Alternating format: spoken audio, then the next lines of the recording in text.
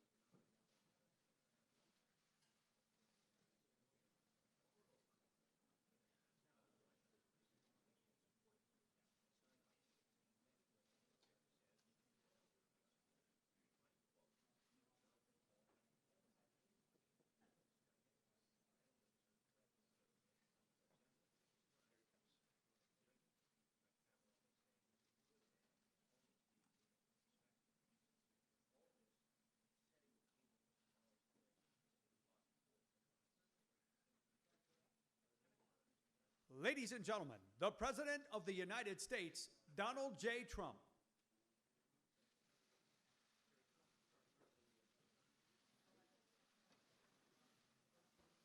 Thank you very much, everybody. We've had a great 3 days at the United Nations in New York, and this is quite a gathering. Wow, it's a lot of people, a lot of media.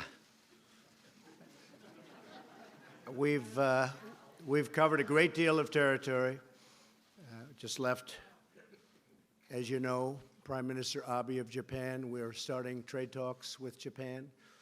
They were not willing for years to talk trade, and now they're willing to talk trade, and I'm sure we'll make a very good deal. Just concluded, as you know, 2 days ago, signed a deal with South Korea, trade deal, tremendous deal with South Korea. It means a lot of business for our farmers. We're opening up for farmers. We're opening up for a lot of different groups.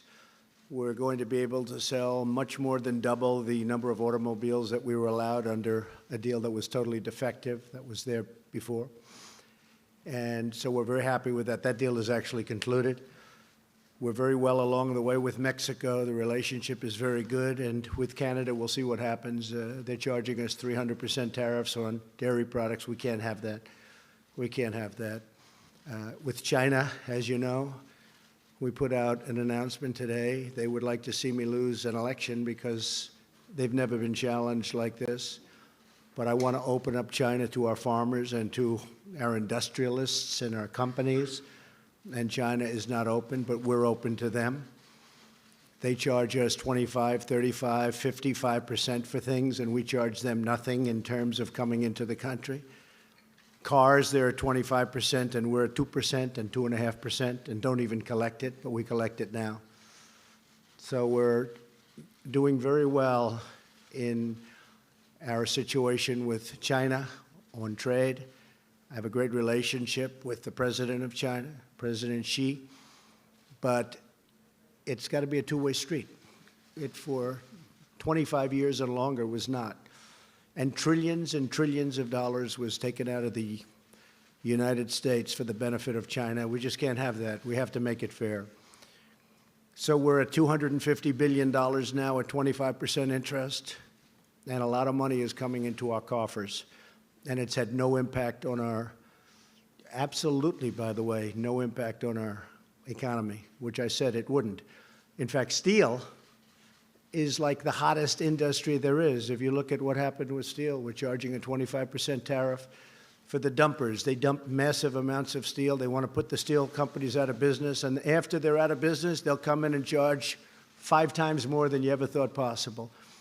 And we need steel, and we need aluminum, and those industries are doing well, but steel is incredible. U.S. Steel is opening up a minimum of 8 plants Nucor is opening up plants, and these are big plants, $750 million and $1 billion plants in some cases.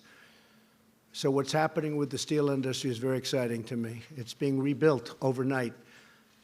If you look at the miners and coal, if you look at energy, LNG, Japan just gave us some numbers that are incredible. They're doubling the amount that they are going to be buying for Japan. They're taking the LNG and they're doubling it up. I said, you have to do me a favor. We don't want these big deficits. You're going to have to buy more. They're buying massive amounts of equipment and military equipment, and other countries are doing the same thing because we have trade imbalances with almost everybody. It's a rare exception that we don't. So we are doing great as a country. Unfortunately, they just raised interest rates a little bit because we are doing so well. I'm not happy about that because I know it's going to be a question. I am not happy about that. I'd rather pay down debt or do other things, create more jobs. So I'm worried about the fact that they seem to like raising interest rates. We can do other things with the money. But they raised them. And they're raising them because we're doing so well. You know, we're doing much better than I had projected in terms of when I was campaigning. I said we were going to do this, and we're doing much better than anybody ever thought possible.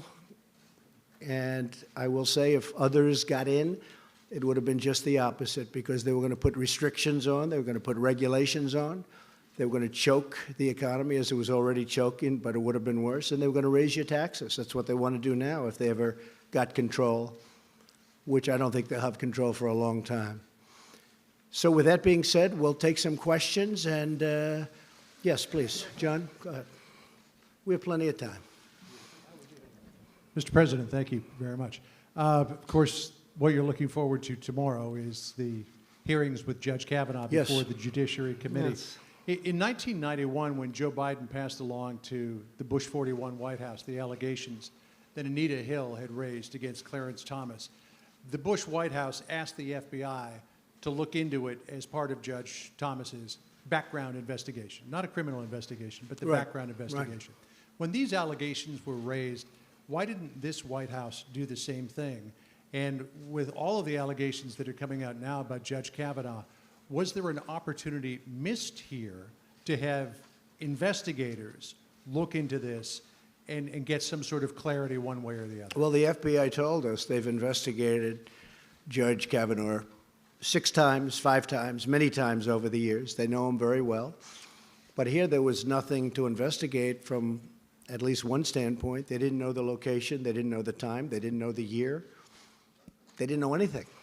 And it's like, where do you go? Also, it's not for the FBI. If you look at what Joe Biden said, he said they don't do this. And he said it very clearly. So I think when you really look at it all, it's not going to change any of the Democrats' minds. They're obstructionists. They're actually con artists because they know how quality this man is, and they've destroyed a man's reputation, and they want to destroy it even more. And I think people are going to see that in the midterms, what they've done to this family, what they've done to these children, these beautiful children of his, and what they've done to his wife. And they know it's a big, fat con job. And they go into a room, and I guarantee you, they laugh like hell at what they pulled off on you and on the public. They laugh like hell. So it wouldn't have mattered if the FBI came back with the cleanest score, and you understand that very well, John.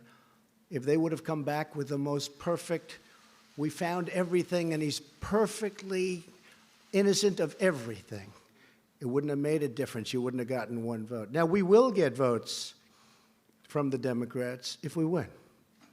You'll have 3, 4, or 5 Democrats giving us votes because they're in states that I won by 30 and 40 points, and they're going to give us votes.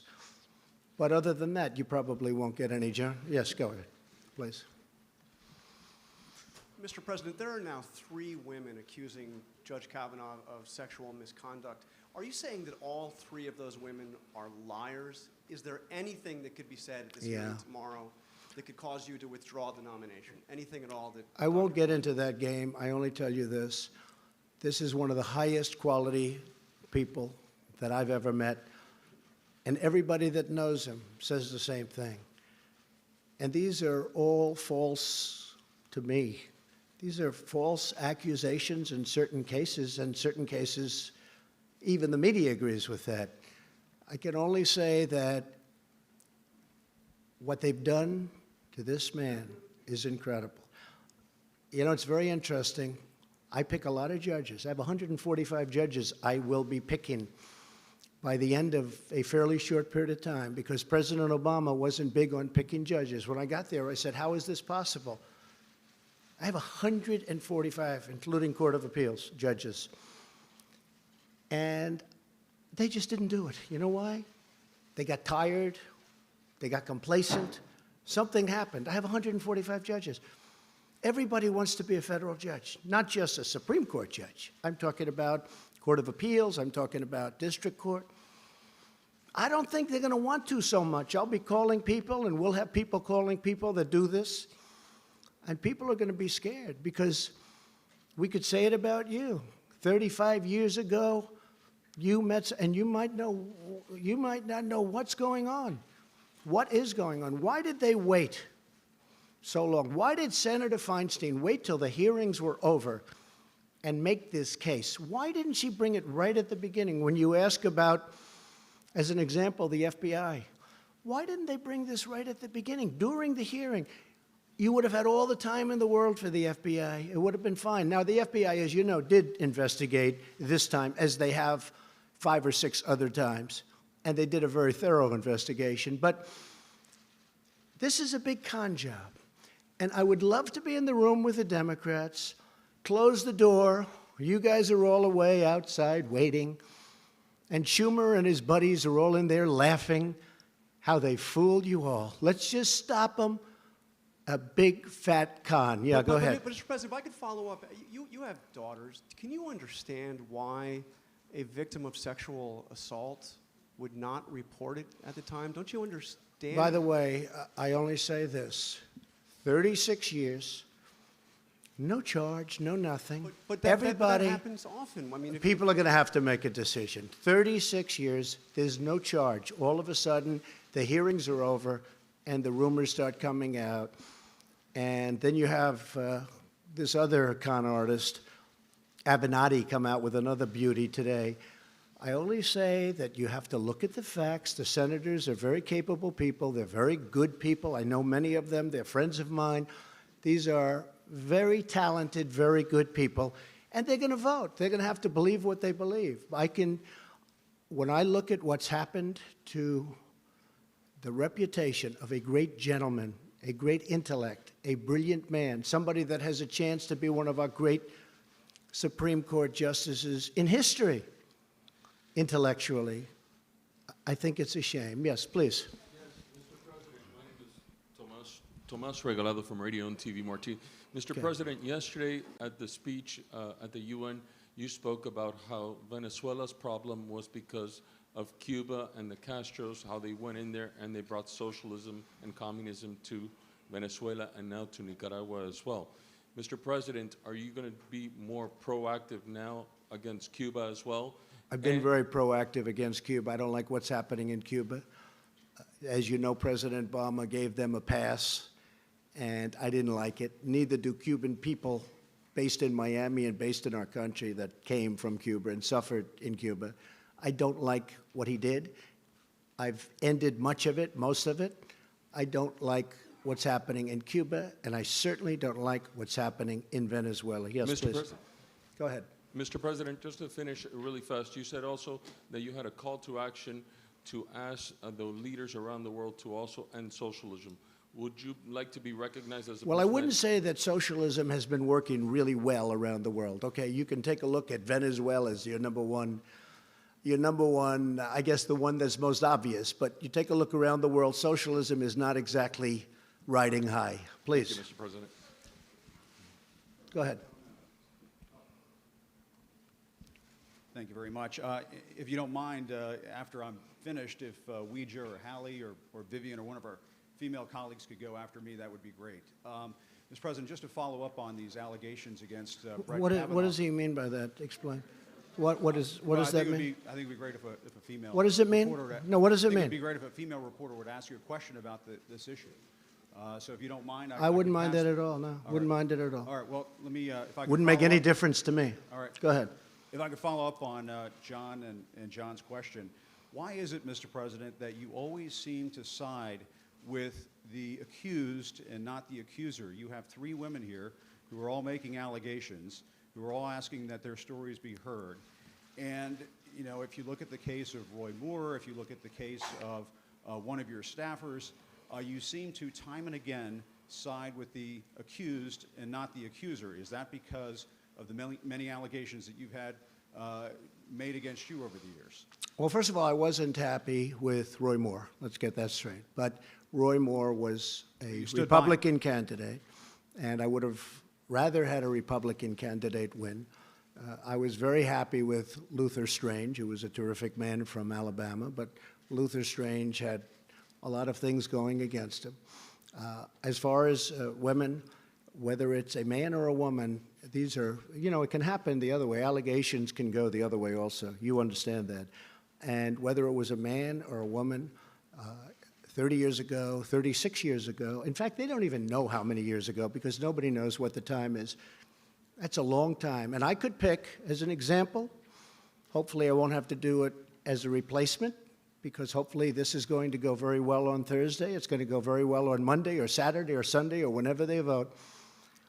But I could pick a woman, and she could have charges made from many years ago also. But don't you And understand, I sir, would that look many of at the these, character. many of No, these what I have to accusers do. Are reluctant to come forward. You've raised doubts about these accusers. Many of them. I don't think people are reluctant to come forward. They're going to have a chance to speak at a. They have a major you're chance to saying speak. why Excuse me. 35 years Excuse me. later? They have a major chance to speak, and it will be tomorrow, I assume.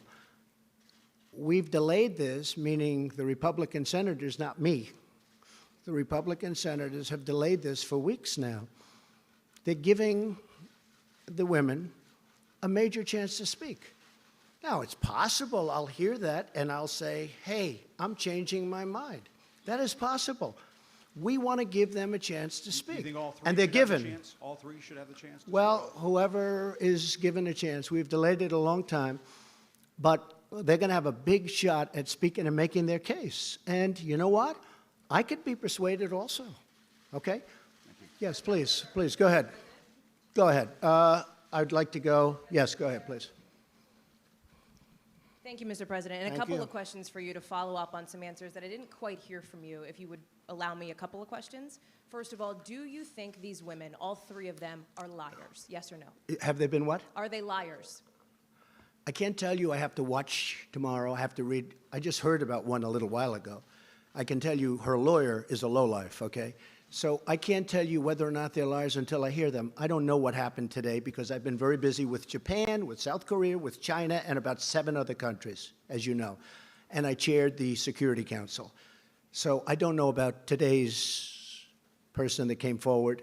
I do know about the lawyer. And you don't get much worse, bad reputation to take a look at his past. So as far as the other women are concerned, I'm going to see what happens tomorrow. I'm going to be watching. You know, believe it or not, I'm going to see what's said. So it's it's possible that they will be convincing. Now, with all of that being said, Judge Brett Kavanaugh has been for many years one of the most respected people in Washington. He's been on, I guess you'd call it, the second highest court. And every single person knows him. A lot of people know him well. And those people don't believe what's going on. I can always be convinced. I have to hear it. It sounds like what you're saying is there is a situation, there is a scenario under which you would withdraw Brett Kavanaugh's nomination. Is that correct? If I And thought have you he talked was, about that if I with him? thought he was guilty of something like this, yeah, sure. And you will wait until tomorrow to make up your I mind want to about it? watch. I want to see. I hope I can watch. I'm meeting with a lot of countries tomorrow, but I will certainly in some form be able to watch. And I'll also rely on some very fair and talented Republican senators who, look, if we brought George Washington here and we said, we have George Washington, the Democrats would vote against him, just so you understand. And he may have had a bad past. Who knows, you know? He may have had some I think, accusations made. Didn't he have a couple of things in his past? George Washington would be voted against 100% by Schumer and the con artists. I mean, 100%, 100%. So it really doesn't matter from their standpoint. That's why when John asked about the FBI, if the FBI did the most thorough investigation in the history of the FBI and they found him to be 100% perfect, he would lose every single vote. Now, if the Republicans win tomorrow, I think you're going to get some votes from the Democrats. You know why? Because we all know why, because it's called politics. Then you'll probably get some votes. And Okay, my let's final go. question, One more sir, question? yes, Yes. just to follow She up stands again up. I'd like to ask about 3 questions. It's not really fair to everyone else, but This will be should my I let last her one ask another to question? follow up on. Go ahead. See? To follow up on a question that a colleague asked as well about the benefit of the doubt that you have given to people like Roy Moore, to Roger Ailes, to Bill O'Reilly, to Brett Kavanaugh. They're all men. Why is that? It's not And a benefit of Has the there ever doubt. been an instance when you've given the benefit of the doubt I've known to a them, woman? Haley, I've known them for a long time, and a lot of these people, a lot of people. And some I've been disappointed with. I have been disappointed with some. Others, there are charges that are pretty weak, but I've known people for a long time. I never saw them do anything wrong. I never saw them do anything wrong. And there are some that probably I agree. I can tell you there are some that I've been watching for a long time. And in a couple of cases, they weren't Republicans. In a lot of cases, they were not. They were exactly the opposite. But I've been watching them for a long time. And I knew for a long time these were not good people, and they were never brought up. Okay, yes, ma'am, go ahead. Thank you very much, by the way. Thank you. Thank you very much, Thank Mr. you. President. When the allegations first surfaced, you initially said how important it was for Dr. Ford to testify and that you wanted to hear from her. I do.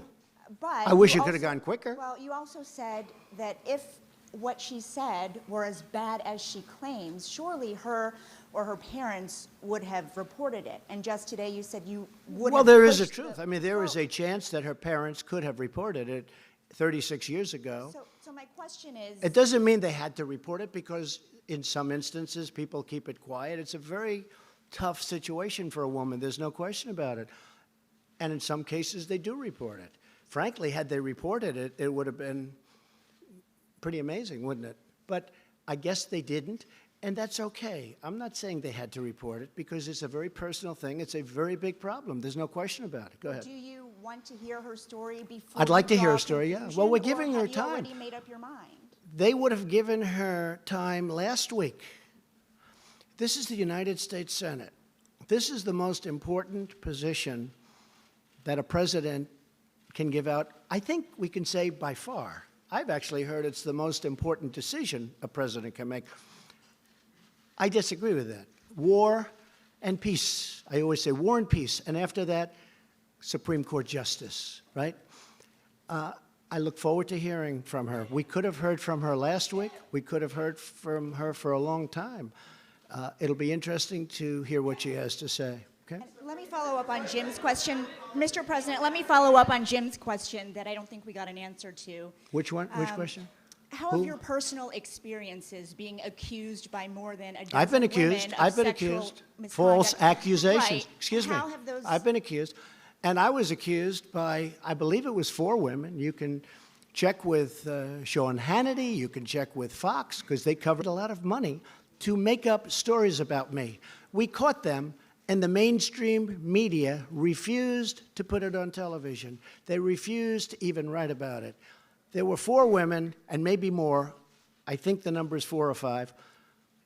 But one had a mortgage paid off her house, $52,000. Another one had other things happen. And the one that reported it, I believe, was offered $750,000 to say bad things about me. And she is the one that reported it. This woman is incredible. She reported it instead of taking the money. So I've had numerous accusations about me. Right. They made false statements about me, knowing they were false. I never met them. I never met these people. And what did they do? What did they do? They took money in order to say bad things. I've had stories written in the New York Times front page about 4 women, the whole top center front page of the New York Times. I think it was 4 big pictures. I said, wow, that's a big thing. What's that? These were women that were quoted saying bad things about me. Not the worst things about me, but bad things. And I said, gee, that's too bad. I knew him a long time ago, 15 years ago, 20 years ago. I said, that's too bad. I'm surprised at them. And then all of a sudden I see him on television, nothing to do with me. The next day or day later, they were incensed. They said, Donald Trump is a nice guy. We never said this. The New York Times did false reporting. They're fake news. And you know what? The New York Times would not report that their story was fake. These women said great things. Not only did they not say the bad stuff, they said great things about me. Front page. And those women, they're incredible women, they went on television, and they didn't want to, and I didn't ask them. And they said the New York Times made it up. They gave false quotes. And they went on a lot of shows. They were really incensed, and they couldn't believe it. That's why people know that a lot of the news is fake, and a lot of the people sitting here are fake. But 20% of them are wonderful, okay? If I could just actually ask Go ahead, my please. question, Mr. Trump. You didn't let me ask my question. You've My been asking a question question for 10 no, you minutes. interrupted Please my sit down. question. Please, I'm go ahead. asking you, Go ahead. How did those impact your opinions on the allegations against Well, it does Judge impact my opinion. You know Kavanaugh? why? Because I've had a lot of false charges made against me. I'm a very famous person, unfortunately. I've been a famous person for a long time. But I've had a lot of false charges made against me, really false charges. I know friends that have had false charges. People want fame, they want money, they want whatever. So when I see it, I view it differently than somebody sitting home watching television where they say, oh, Judge Kavanaugh, this or that. It's happened to me many times. I've had many false charges. I had a woman sitting in an airplane, and I attacked her while people were coming onto the plane, and I have a #1 bestseller out. I mean, it was a total phony story. There are many of them. So when you say, does it affect me in terms of my thinking with respect to Judge Kavanaugh? Absolutely, because I've had it many times. And if the news would have reported these 4 people, I couldn't believe it. When I heard that they caught these 4 people, I said, wow, that's a big story. And it was for Fox. Okay. Thank you, Mr. President. Earlier today and just now, you made a significant allegation against the Chinese government. You suggested that the Chinese had meddled in or are meddling That's right. in That's the what I hear. 2018 midterm election. That's what I hear. What evidence do you have of that, sir? Is there a national We have intelligence evidence. estimate, We for have example, that evidence. you're It'll prepared come to put out. forward? Yeah, I can't tell you now, but it didn't come out of nowhere that I can tell you. Now, why make if the you, charge they've now? actually admitted that they're going after farmers. I mean, I think most of you can cover that. I like that you're shaking your head. Yes, I'm going to ask you the next question because of that, okay? It's probably going to be the killer of all questions. But Why let make me the just charge explain. now if you're not prepared to come forward with the evidence, sir? China now, we put on $250 billion, and they're paying 25% on that. They're paying billions and billions. This has never happened to China. And I like China, and I like President Xi a lot. I think he's a friend of mine. He may not be a friend of mine anymore, but I think he probably respects. From what I hear, if you look at Mr. Pillsbury, the leading authority on China, he was on a good show. I won't mention the name of the show recently, and he was saying that China has total respect for Donald Trump and for Donald Trump's very, very large brain. He said, Donald Trump, they don't know what to do. Never happened. Well, one thing they are trying to do is they're trying to convince people to go against Donald Trump because a normal, regular political person that has no concept of what the hell he's doing would let China continue to take $500 billion a year out of our country and rebuild their country. I mean, they were building 29 massive bridges, like the George Washington Bridge. They're building things that we don't build anymore, but we're starting to build them again. And our economy now is hotter than it's ever been. I don't know if you saw the confidence levels this morning that just came out. Fantastic. And in all fairness to the Fed raising rates, they're raising rates because we've never done like we're doing now. And one of the things that is nice about the rates, the people that were hurt the worst by these zero interest rates, and you know, when President Obama had an economy that it was the worst comeback since the Great Depression and all that, you've all heard that. But remember, he was playing with zero interest money. He was playing with funny money. That's easy. I'm playing with fairly expensive money. So when he does that, the people that benefit are people that actually, in their whole life, they would save 10, 15, 20% of their salary, put it in the bank. Those people got killed because they put their money in the bank. They were going to live off the interest, and there was no interest. Now those people are starting to get interest. And those are the people, frankly, that deserve to, they did a great job. The people that did it right, the people that did the best job got hurt the most. So in one sense, I like it, but basically, I'm a low-interest rate person, I hate to tell you. Yes, ma'am. Yes, go ahead. Mr. President, Yes. you have another meeting tomorrow with Rod Rosenstein. Yes. Are you planning to fire Rod Rosenstein? I'm talking to him. We've had a good talk. He said he never said it. He said he doesn't believe it. He said he has a lot of respect for me, and he was very nice, and we'll see. And he's a member of the Trump administration in that sense. It's the Justice Department. I would certainly prefer not doing that. There was no collusion. There was no obstruction. I mean, unless you call obstruction the fact that I fight back, I do fight back. I really fight back. I mean, if you call that obstruction, that's fine. But there's no obstruction. There's no collusion. I'm going to meet with him tomorrow. I may call Rod tonight or tomorrow and ask for a little bit of a delay to the meeting because I don't want to do anything that gets in the way of this very important Supreme Court pick. So I don't want it competing and hurting the decision, one way or the other decision. Again, I want to hear what she has to say, but I don't want to do. So I may delay that. I'm going to see. I don't want to do anything that's going to conflict with that. But my preference would be to keep him and to let him finish up. I call it a witch hunt, and it is a witch hunt. If you look at the FBI statements with Strzok and his lover, Lisa Page, if you look at all of the things that have gone on in the FBI, if you look at McCabe taking $700,000 from a Hillary Clinton PAC, essentially run by Terry McAuliffe, who's her best friend in the world, and he gives them hundreds of thousands of dollars. And he's in charge of her campaign, and his wife is getting all of this money to run. She lost. To run. I mean, what's going on? If you look at the horrible statements, like, way to go, Page, great story you put into a newspaper, essentially, now we'll go and investigate that group. It's terrible. We have caught people doing things that are terrible. I would much prefer keeping Rod Rosenstein. Much prefer. Many people say I have the right to absolutely fire him. He said he did not say it. He said he does not believe that. And nobody in this room believes it. By the way, I deal with the people in this room. I was with Mike Pompeo before. We were dealing at a very high level with Japan.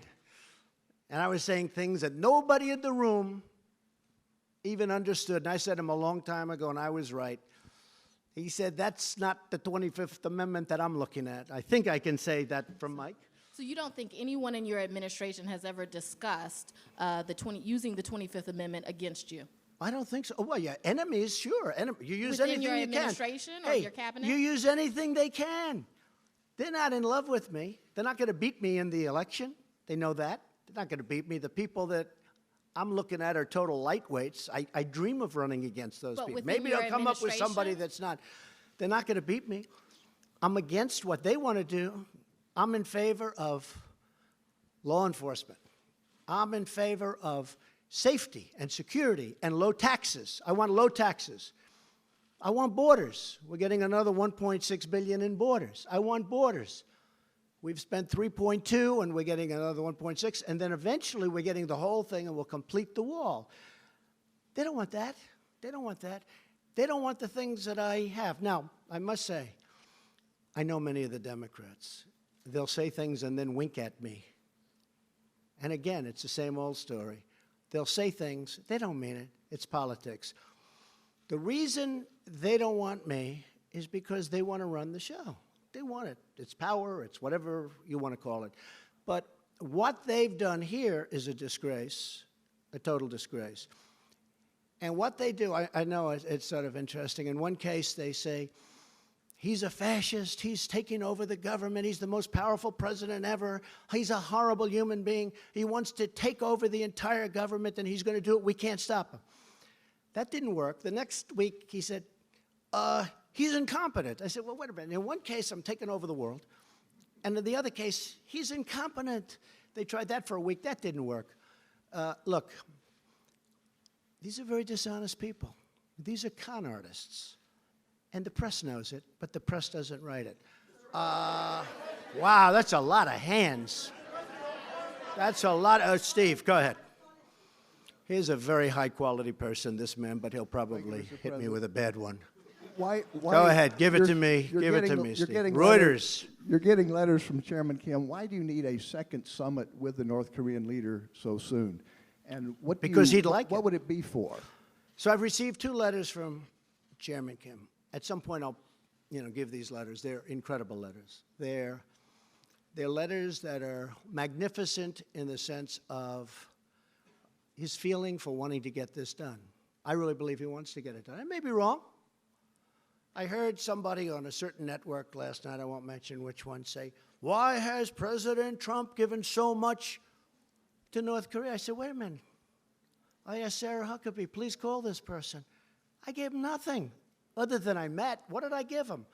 I didn't do what Obama did, give him $1.8 billion in cash to get back 4 hostages. I got back our hostages. I never paid them anything. I haven't paid them 10 cents.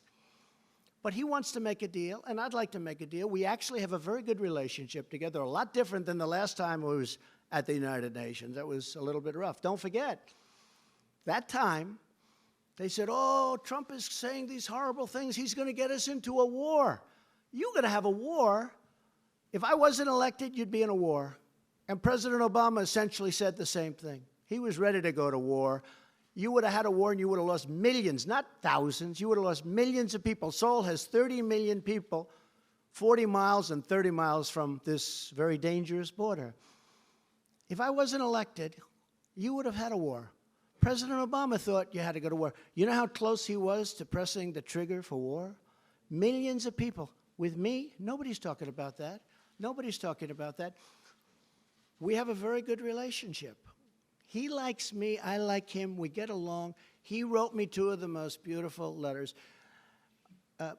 When I showed one of the letters, just one, to Prime Minister Abe, he said, this is actually a groundbreaking letter. This is an incredible, this is a historic letter. And it is a historic letter. It's a beautiful piece of art.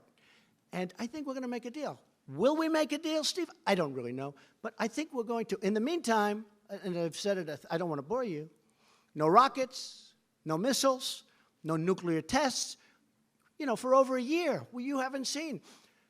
Before I got here, everybody in this room thought you were going to war. And then what happened, it was funny. They said he was terrible. He was so rough with Chairman Kim Jong-un. He was so rough, it's terrible, he's going to cause. Well, I had a great meeting with President Putin. And on that one, they said, he was too soft with President Putin. I had a great meeting with President. It lasted for 2 hours. We discussed everything, Ukraine, Syria, Israel and Israel's protection. We had a great meeting. They wanted me to end up in a boxing match. And you know what? If I was killer tough with President Putin, they would have said, he was too tough. You can't win with these people, but you just keep going. In the meantime, we're doing well. Go ahead. So how long do you think it should take North Korea to denuclearize? I don't know. I don't want to get into estimates of 1 year. Steve, I don't want to get into the time game. You know why? I told Mike Pompeo, I said, Mike, don't get into the time game. We stopped them. They're taking down plants. They're taking down a lot of different testing areas. They're going to take down some more. You'll be hearing about that very soon. I don't want to go ahead of myself, but you'll be hearing about it soon. They have no interest right now in testing nuclear. We had a case just about when I was coming into office, you'll remember it, where there was a massive, they thought it was an earthquake. A mountain moved over 1.5 inches. We're talking about mountains. North Korea is very mountainous, beautiful land, beautiful. This mountain actually shifted. It shifted. And somebody thought it was an earthquake. And then they found out, no, this was nuclear testing. Shifted a mountain. I'm talking about serious stuff, serious size. When I came in, and certainly before I came in, and even at the beginning of mine, because when I was having rhetorical contests, really, I guess you could call it, with Chairman Kim, which we both smile at now and we laugh at, but everybody thought that was a horrible thing. We've had many presidents who were unable to do anything at all with North Korea. We now have a good relationship. We have a good relationship. And most importantly, all of the things that you've been hearing about, the horror stories, in my opinion, they're gone. Now, could they start up again? Yes. I'm a deal guy. Could they start? Yeah. Could be that we don't work it out. I think, I have it right here, I think that what we've done behind the scenes, which nobody really knows about, and I don't blame you for not knowing about, personal letters, private letters, but saying they want to get it done. We know much more than the media for a change, much more. But if you saw what's going on behind the scenes, I think you'd be very impressed. We were a country going to war. I really believe that President Obama would admit that he said it's by far his biggest problem. When I sat with him prior to going into office, he said to me that's by far the biggest problem. And he said to me that he was very close to going into war.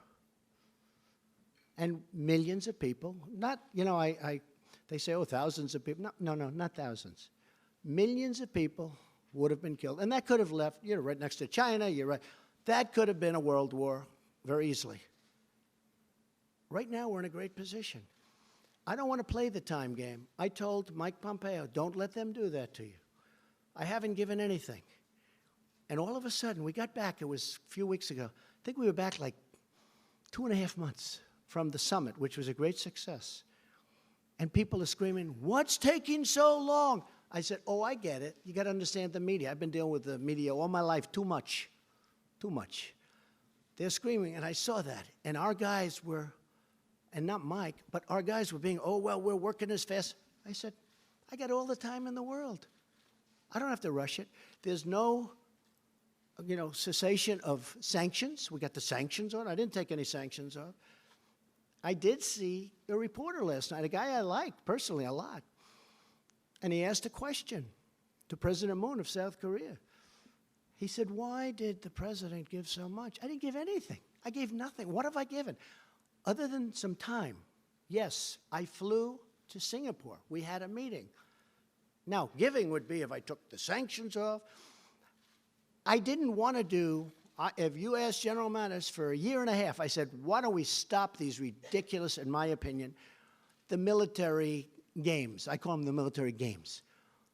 If I told you how much those games cost, and frankly, I told South Korea, you should be paying for these games. We pay for them.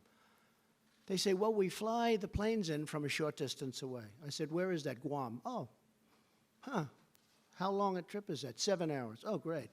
We're flying these massive bombers and everything. I've wanted to stop this for a long time. I consider that an asset.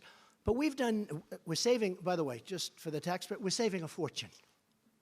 And if we need them, we can start them up immediately. If I think we need them, I'll start them before the generals will start them. The fact is, this reporter said that. I said, what have we done? I haven't given anything. And we're really onto the cusp. I think we're really going to do something that's going to be very important. But we're not playing the time game. If it takes 2 years, 3 years, or 5 months, doesn't matter. There's no nuclear testing, and there's no testing of rockets. Yes, ma'am, go ahead. Go ahead, please. This is the one that was nodding with every nice thing I said. So watch this question. It's a habit of mine. Hannah Thomas-Peter from Sky You're with News. who? Hannah Thomas-Peter from Sky News. Okay, good. Sky News. Thank you, Mr. President. Congratulations on the purchase. Nothing to do with me. I hope you benefited. Go ahead. Are you at all concerned at the message that has been being sent to the women who are watching this when you use language like con job in relation to allegations I've used of much sexual worse assault? language in my life than con job. That's like probably the nicest phrase I've ever used. I mean, con job. It is. It's a con job. You know, confidence. It's a confidence job, but it's a con job by the Democrats. They know it. What about the message that's being They sent did the to same women thing who are with the Russia watching? investigation. They tried to convince people that I had something to do with Russia. There was no collusion.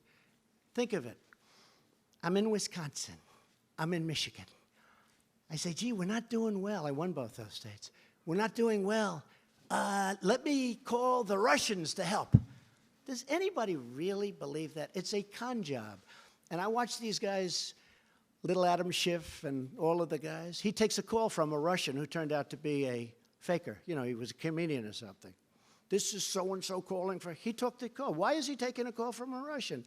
Senator Warner took a call from a Russian. He was a comedian or something, but he said, we have pictures of President Trump. Whoa, where can I get them? If we ever did that, it would be like a big deal. Yeah, it's a con job, and it's not a bad term. It's not a bad term at all. Are you worried? I'll tell you one thing I can say. I've had a lot of people talking about this to me with respect to what's happening, because it's a horrible precedent. I'm going to have to get other judges and other Supreme Court judges, possibly. I could have a lot of Supreme Court judges, more than 2. And when I called up Brett Kavanaugh, spoke to him and his family, and told them that I chose them, they were so happy and so honored. It was as though, I mean, the biggest thing that's ever happened, and I understand that, U.S. Supreme Court. I don't want to be in a position where people say, no thanks, I don't want to, you know. I spoke to somebody 38 years ago, and it may not be good. We have a country to run. We want the best talent in the world. But I'll tell you this, the people that have complained to me about it the most, about what's happening, are women. Women are very angry. You know, I got 52% with women. Everyone said this couldn't happen, 52%. Women are so angry. And I frankly think that they like what the Republicans are doing, but I think they would have liked to have seen it go a lot faster. But give them their day in court. Let her have her day in court. Let somebody else have a day in court. But the ones that I find, I mean, I have men that don't like it, but I have women that are incensed at what's going on. I've always said women are smarter than men. I've said that a lot, and I mean it. But women are incensed at what's going on. Yes, go ahead. Go ahead. Go ahead. Go ahead in the back. Who are you, or where are you from? Me? Yeah, you. Yes. Guy looks like he's shocked. That's not. This is going to be not good. It's going to be good, The guy sir. looks totally like stunned. Have you ever been picked before for a question? Yes, sir, but not from President of the Go United ahead. States. Go ahead. Give me a question. Thank you very much. My name is Majid Gili from Rudao Media Network. I want to, sir, ask you, you always talk about Excuse me, you said where? From where? Rudao Media Network from Kurdistan region, north Okay. of Iraq. I'm a Kurd. Good. Good. Sir, Great people. thank you, sir. Great Mr. people. Mr. President, Thank you. I wanna, Are you a Kurd? Mr. President, Good. Mr. They're great President- people. They're great fighters. I like them a lot. Let's go. I like this Mr. question President, so far. you always say you support your allies. Kurds right now, after the defeat of ISIS, are under a lot of pressure in Syria and in Iraq by many adversaries. It's true. What will you do to elevate their position, to support them, in order after they help the United States to defeat ISIS? Well, Thank we you are very much. helping them a lot, and we've been very friendly with them. And as you know, we've fought side by side. And we have defeated ISIS, essentially, a very short while ago in the Middle East. And we did it with a lot of help from the Kurds. And they're great fighters. You know, some people are great fighters, and some people aren't. The Kurds are great fighters, and they're great, great people. And we're discussing that situation exactly right now. What will you do to support them, sir? Well, in I'm Iraq just and telling you, Syria? we're going to be discussing that situation. We have already started discussing that situation, but we have had tremendous support from the Kurds in defeating ISIS. And okay? about Syria, sir, in your speech you did not mention... Yes. Go. Uh-oh. You don't need it. Mr. President, Susan Lee from Fox Business. Did you reject a one-on-one meeting with the Canadian Prime Minister Justin Trudeau? Yeah, I did. Why? Because his tariffs are too high and he doesn't seem to want to move, and I've told him forget about it. And frankly, we're thinking about just taxing cars coming in from Canada. That's the mother lode. That's the big one. We're very unhappy with the negotiations and the negotiating style of Canada. We don't like their representative very much. They've taken advantage. I love Canada, by the way. I have so many friends. I have everybody. It's so many friends. But That has nothing to do with this. I'm representing the United States. Mexico was totally, I mean, they were great. By the way, the new president has been great. The deal is done. Now it has to go through Congress, and a lot of things have to happen. But we've done. Bob Lighthizer, who's here someplace. Where's Bob? Bob. Bob Lighthizer has done a great job of negotiating, as they have. But the deal is done. It's up to Congress. But Canada has treated us very badly. They've treated our farmers in Wisconsin and New York State and a lot of other states very badly. Dairy products, 300%. 300%.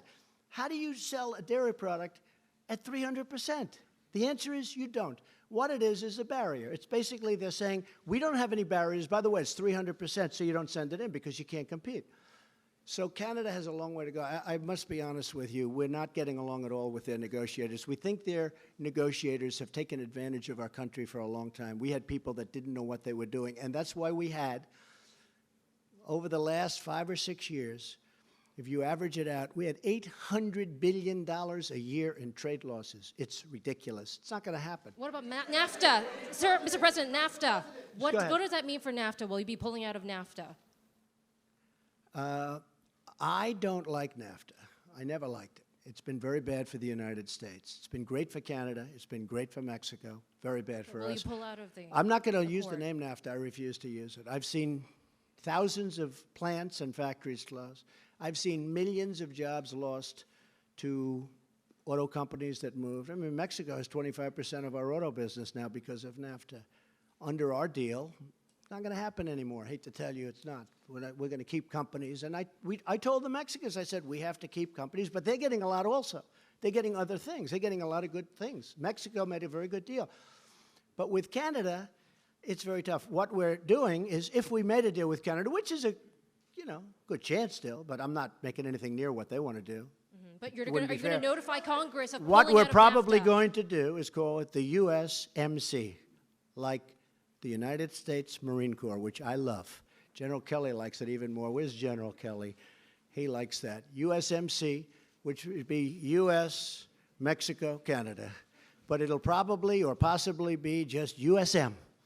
It'll be United States and Mexico. Yes or no? Are you Canada will come along. Now, if Canada doesn't make a deal with us, we're going to make a much better deal. We're going to tax the cars that come in. We will put billions and billions of dollars into our treasury. And frankly, we'll be very happy because it's actually more money than you can make under any circumstance with making a deal. Okay? Good job, too. You do a very good job. Really good. Yes, please, Mr. Kurd. Go ahead. Thank you very much for your time, Mr. President. Two quickly questions. What will be the USA relations with the Kurds? Oh, I thought I just answered that. Post-ISIS. Yeah. Okay, we're trying to get along very well. We do get along great with the Kurds. We're trying to help them a lot. Don't forget, that's their territory. We have to help them. I want to help them. Go ahead. What's next? They fought with us. They fought with us. They died with us. They died. We lost tens of thousands of Kurds died fighting ISIS. They died for us and with us and for themselves. They died for themselves. But they're great people. And we have not forget. We don't forget. I don't forget what happens someday later, but I can tell you that I don't forget. These are great people. Okay. Yes, ma'am, please. About Iran, Mr. President, about Iran, one question. What is your clear plan to stop Iranian influence in Iraq, in Syria, and especially in Iraqi Kurdistan? I think you've seen that. I must tell you, I don't mind your question, because that happens to be, I'll get you in 1 second. Thank you. I think there's been no greater change, other than maybe China, because China, unfortunately, their markets have dropped, would you say 30% in the last 4 months, right? I think I watched you recently when you said that. I said, I think she's wrong. I think it's actually 32, but that's okay, but a lot. There's been no, other than maybe that, but even that, because China is a very special place. And Iran is a very special place. But I think there's been no country that's changed so much as Iran. In the last 6 months, since I took off the horrible, horrible Iran nuclear deal, as they called it, one of the dumbest deals ever made, As an example, why didn't they take care of Yemen in the deal? Why didn't they take care of Syria in the deal? You know what Kerry said the reason? It was too complicated. We're given $150 billion. We paid $1.8 billion in cash. Cash. This whole room would be filled up with $100 bills. And you'd need probably 5 rooms like this. We gave $1.8 billion in cash. Why didn't we take care of Yemen? Why didn't we take care of Syria and other? And he said, because it was too complicated. Well, you just gave all your cards. You gave them $150 billion. And now Yemen's a mess, but it's getting better. And Syria is a mess. And I was responsible, and I hope it stays that way, when I put out on social media a few weeks ago about Idlib province. I said, don't do it. And I'll tell you, it happened where I was at a meeting with a lot of supporters, and a woman stood up and she said, there's a province in Syria with 3 million people. Right now, the Iranians, the Russians, and the Syrians are surrounding that province. And they're going to kill my sister, and they're going to kill millions of people in order to get rid of 25,000 or 35,000 terrorists or enemies of theirs, but I think we can call them terrorists. And I said, that's not going to happen. I didn't hear of Idlib province. And I came back to New York, and I picked up the failing New York Times. I hate to admit it was the New York Times, but it was the failing New York Times. And I opened it up, not on the front page, but there was a very big story. I said, wow, that's the same story that the woman told me that I found hard to believe, because how would anyone do that with 3 million people? And it said that they were being surrounded, and they were going in and starting literally the next day, they were going to drop bombs all over the place and perhaps kill millions of people in order to get 35,000 terrorists. And I put out on social media and elsewhere, I gave Mike Pompeo, John Bolton, everybody these orders. Don't let it happen. I said, don't let it happen. That doesn't mean they can't be selective. They can't be, go in and they've got to do what they've got to do with terrorists, assume the terrorists, but don't kill millions of people. And it stopped. You saw that. Nobody's going to give me credit, but that's okay. That's okay, because the people know. I have had more Syrians thank me for that. This was about 4 weeks ago I put that out. I said, they're surrounding a city of 3 million people. They're going to start bombing the city. Don't let it happen.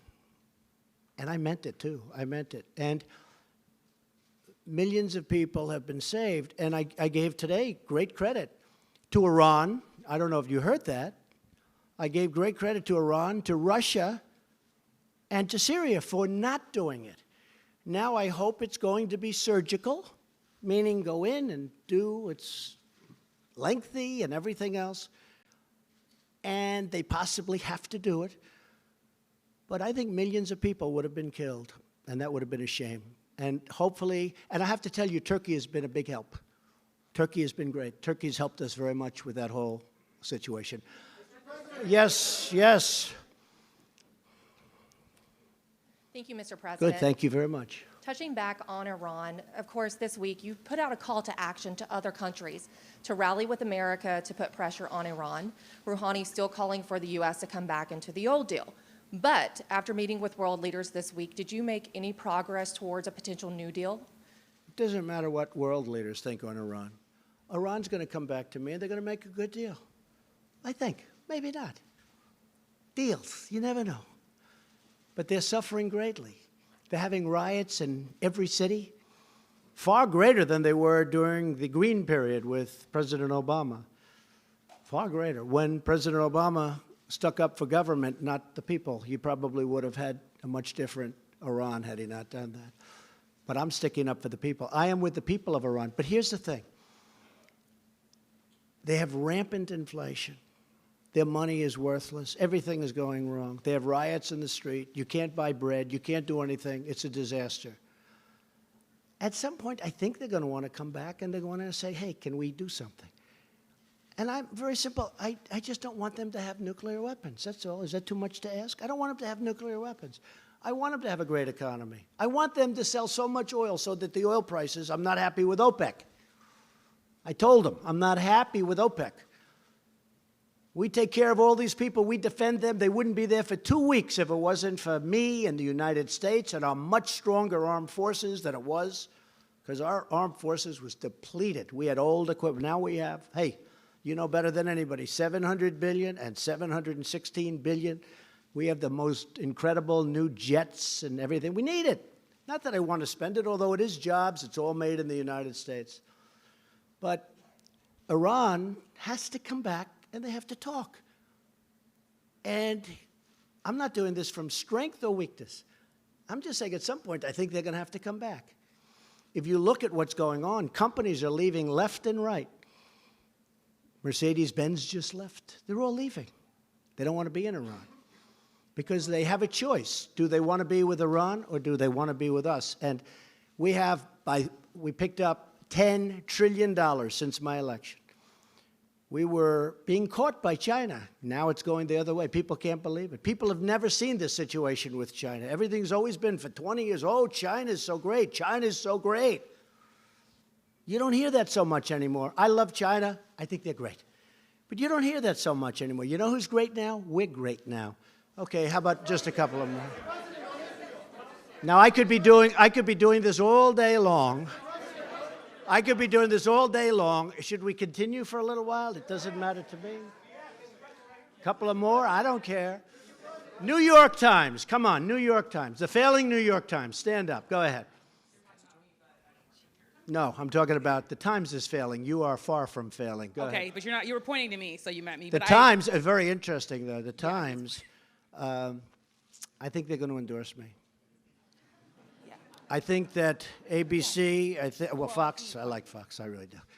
But I think ABC, CBS, NBC, The Times, they're all going to endorse me because if they don't, they're going out of business. Can you imagine if you didn't have me? Go ahead. What would you like to say? Just be sure. I know you were pointing to me, but I work for PBS News. I know that. No, I know that. Okay. I know. So I want to ask you, yesterday you were talking about your administration's accomplishments at the United Nations, and a lot of the leaders laughed. Why do you think they were laughing? Well, that's laughing? fake news. And what was that experience like? It's fake news. And it was covered that way. Okay.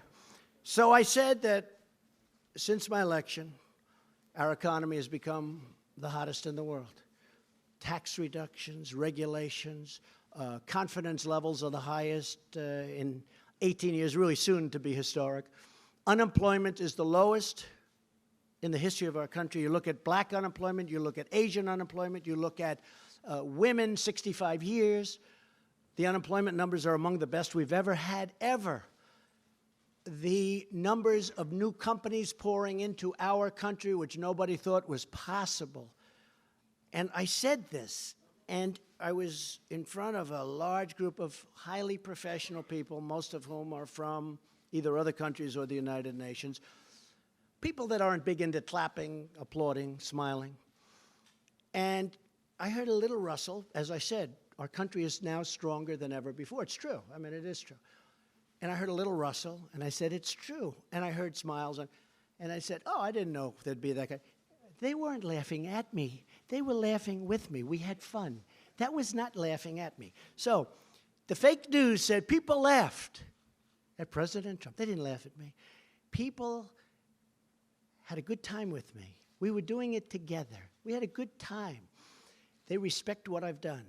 The United States is respected again. The United States was not respected. Everybody was taking advantage of us, from jobs and taking our companies and not paying the price to so many other things, even military protection. I told a number of countries over the last few days, I said, listen, you're a very rich country. We protect you. Without our protection, you would have real problems. You would have real problems. I said, you should reimburse us for this protection. Why are we protecting you? And do you want to know what they said?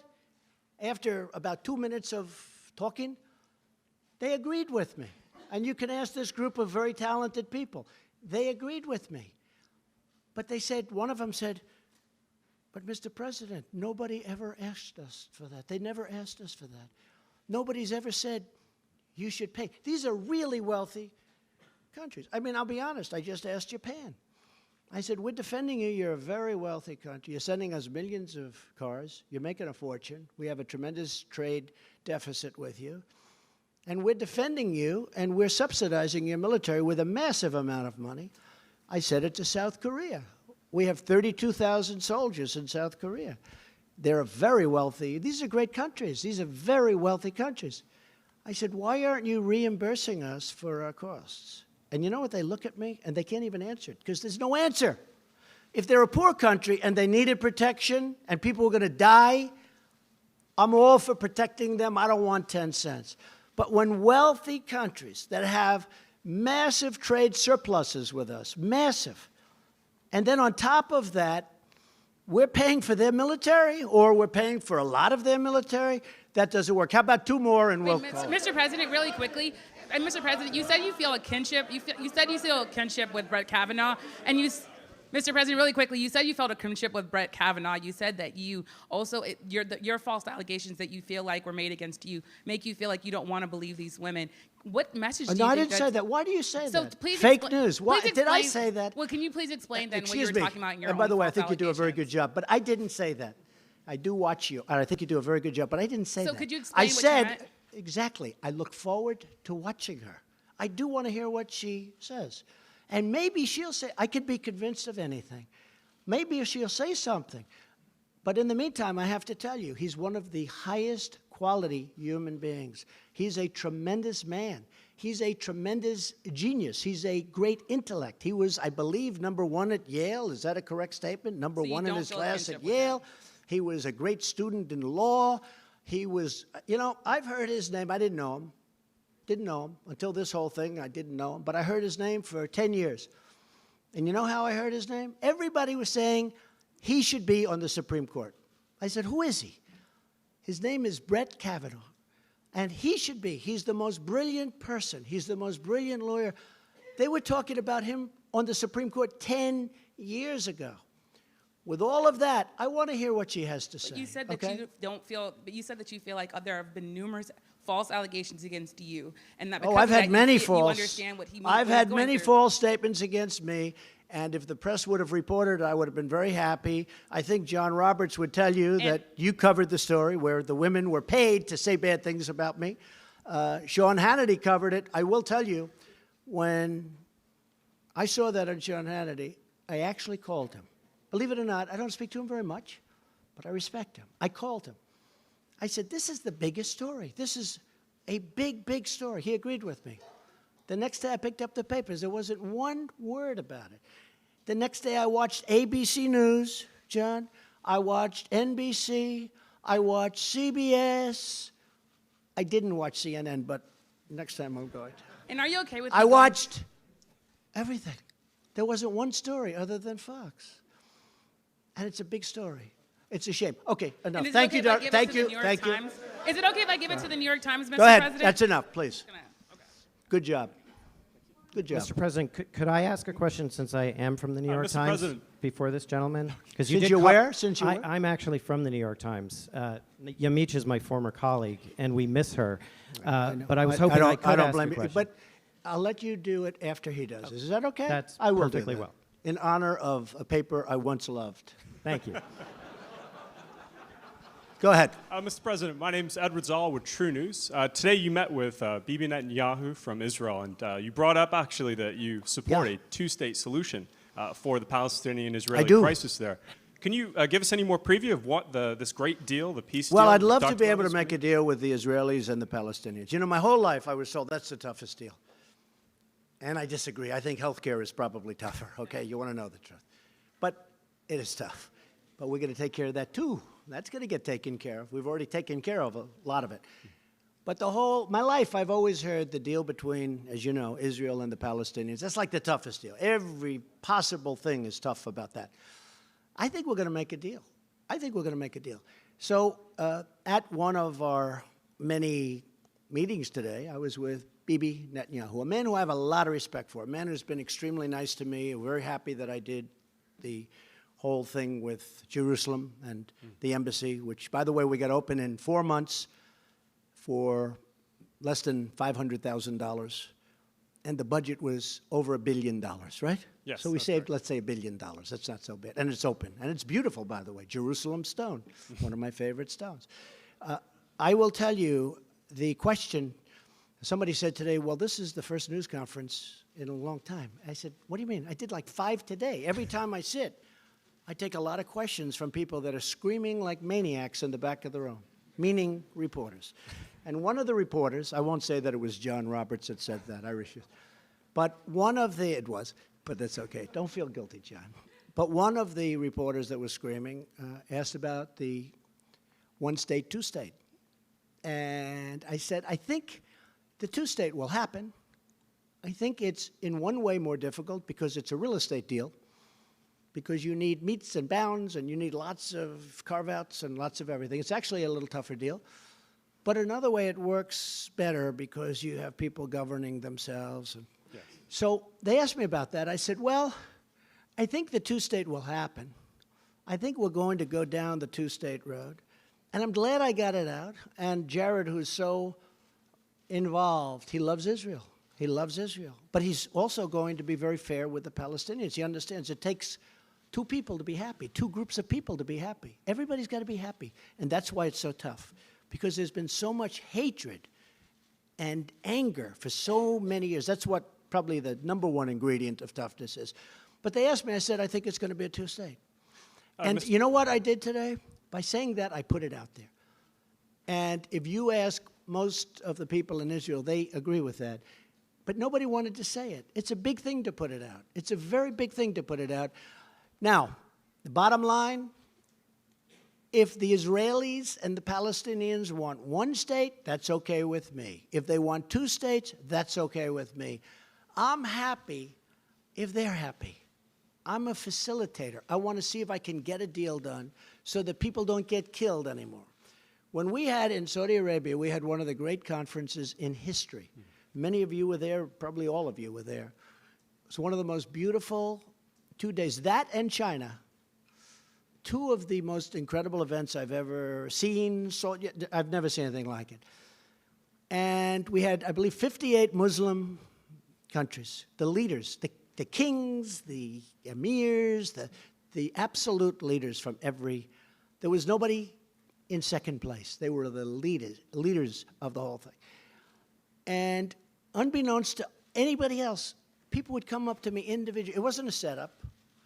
They'd come up to me and say, sir, you can't have peace in the Middle East without peace between the Israelis and the Palestinians. I said, why? What difference? Why does that matter so much? They said, it just is impossible to make peace in the Middle East unless you have between the Israelis. So I heard that from one, the king of Saudi Arabia, who's a great guy, King Solomon. And then somebody else came up. And he wasn't told, oh, go up and say it. I know where they're coming from. And I must have had 12 leaders say it, and they just said it. And I started to realize that peace between Israel and the Palestinians for the Middle East is a very important thing, and we're trying very hard to get it. I think probably two-state is more likely, but you know what? If they do a single, if they do a double, I'm okay with it if they're both happy.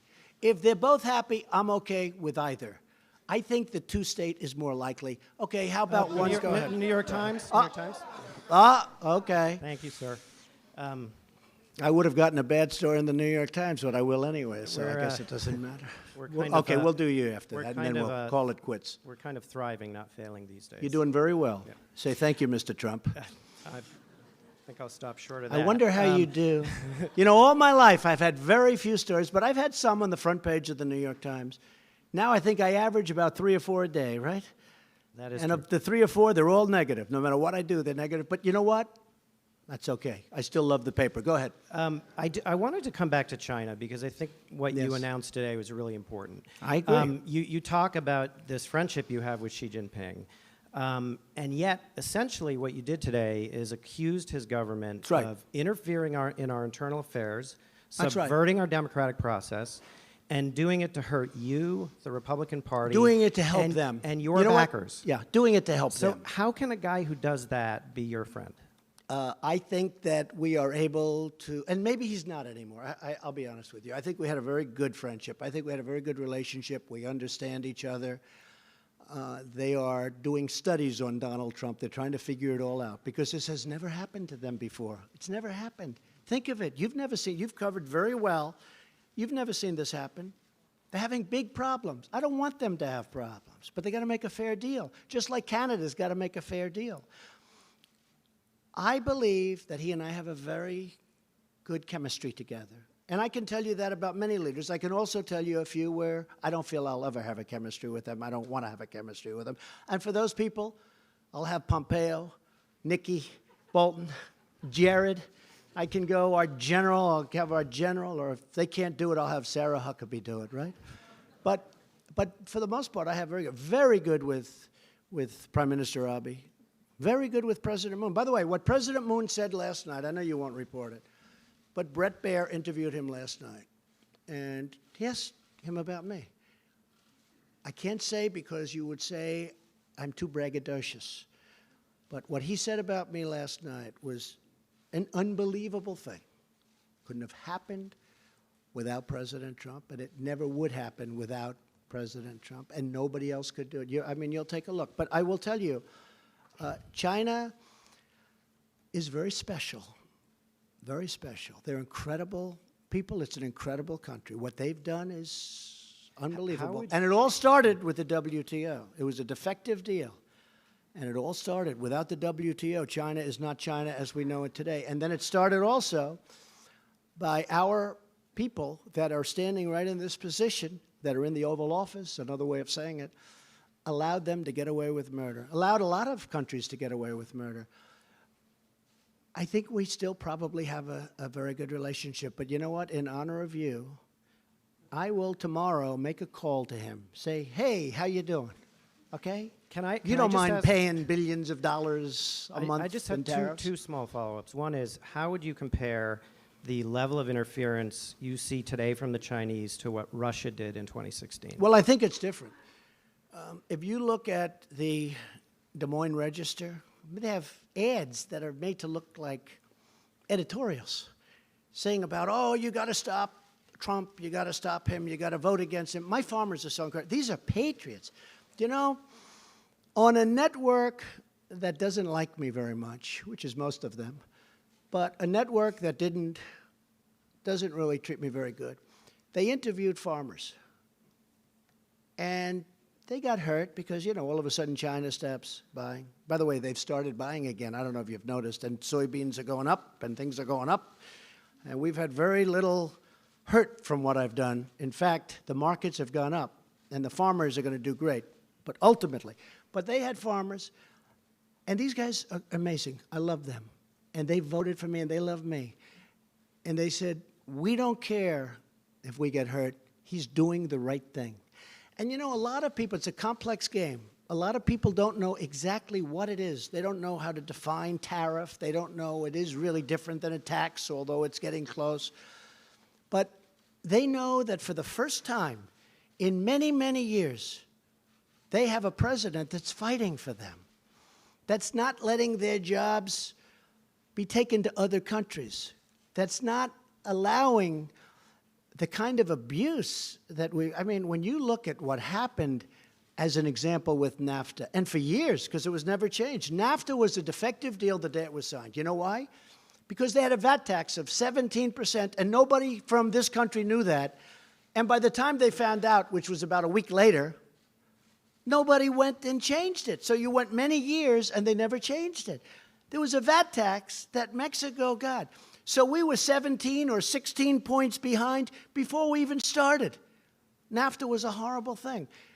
So the farmers, and by the way, the steelworkers, you know, I stopped the dumping. The dumping was horrible. And now if they want to dump, that's okay, but they've got to pay the United States of America 25% on everything they dump. That's okay. But as I told you before, steel is doing phenomenally well. But the farmers say, this man's fighting for us. No president has ever fought for us before. And you really have to study what's happened over the 15 years with the farm. The farmers have been decimated over a 15-year period. They've been decimated. The farmers are going to come out great. These are great people. They're great, great patriots. I think we should finish with that one. Is that okay? Okay. Go ahead. Let's go. Fast. Sure. I always like to finish with a good one. Elton John said, when you hit that last tune and it's good, don't go back. Well, let me ask Have you ever seen They do great, they're great. They hit the last two and everyone goes crazy. Then they go back for an encore, right? And they don't hit it. And they leave. Everyone leaves. They said, that wasn't a very good concert, was it? Let's go. Well, I'll ask you one final question. Don't make me wrong. Go ahead. Ahead of tomorrow's hearing, because you were asked earlier in the news conference by Say it again. About the hearing tomorrow. You Yes. were asked earlier in the news conference by my friend from Sky News about the message that you are sending to Yes. the women of the country. Right. What about the message that you may be sending to young men? You're a father.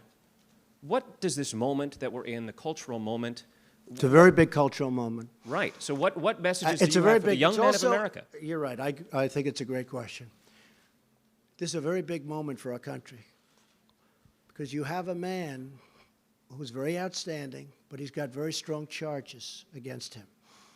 Probably charges that nobody's going to be able to prove.